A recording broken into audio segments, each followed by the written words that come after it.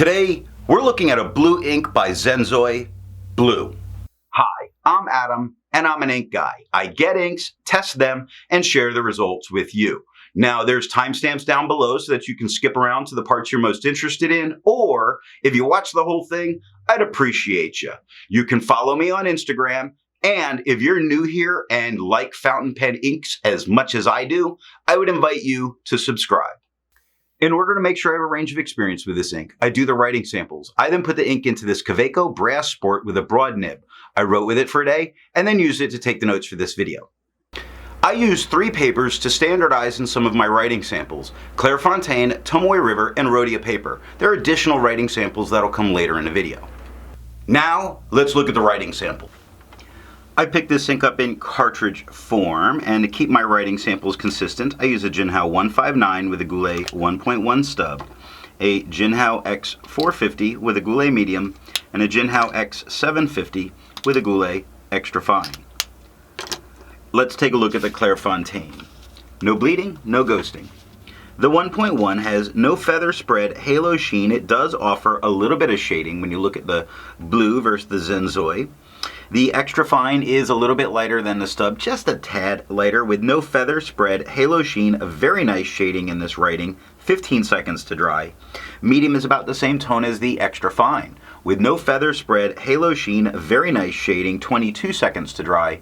The scrubby for both do show some color variation, but it's better in the writing. Tomoe River. No bleeding, minor Tomoe River ghosting.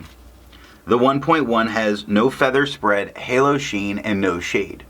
The extra fine is lighter than the stub with no feather spread, halo sheen. There's spots of shading. You look at the word brown, it starts darker and works its way lighter. Okay, so we definitely do see some darker, and look at the word over. You see some lighter areas, 23 seconds to dry. Medium is about the same tone as the extra fine with no feather spread, halo sheen. Very nice shading in here, 31 seconds to dry. The scrubby for both are showing no color variation, although we do get some spots of it in the writing. And Rhodia. No bleeding, no ghosting. The 1.1 has no feather spread, halo sheen, and no shade. The extra fine is a lot lighter than the stub with no feather spread, halo sheen. It does offer some decent shade spots throughout the writing. 14 seconds to dry. Medium is about the same tone as the stub with no feather spread, halo sheen, no shade, 20 seconds to dry. The scrubby of the extra fine shows color variation. The medium shows none. Well, actually the medium shows a tiny bit, but we really didn't get it in the medium, and we did get it in the extra fine. I agree with Vita that I've learned a lot by doing multiple chromatographies. The one on the left is done the way it's supposed to be done. I put a line of ink down and immediately put it into water for 10 to 15 seconds. And we see that while this blue is moving up very quickly, it's also leaving a lot of blue behind. It's trying to bond with the paper quickly, but it still has to move away. Now the one on the right, I let dry for 10 minutes before I dunk it into water. And we can see why it was trying to bond as it was moving, because it's really started to get into the filter paper with only 10 minutes sitting there. Not a whole lot of this blue is pushing away. Most of it is still in that line.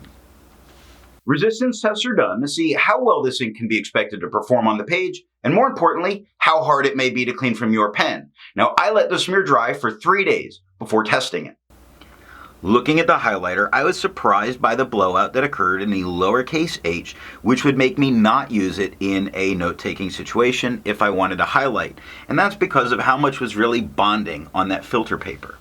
Now water is lifting and removing this from the paper. You see the white of the paper coming through where that water was for only 30 seconds. And it only took water to get this out of my pen.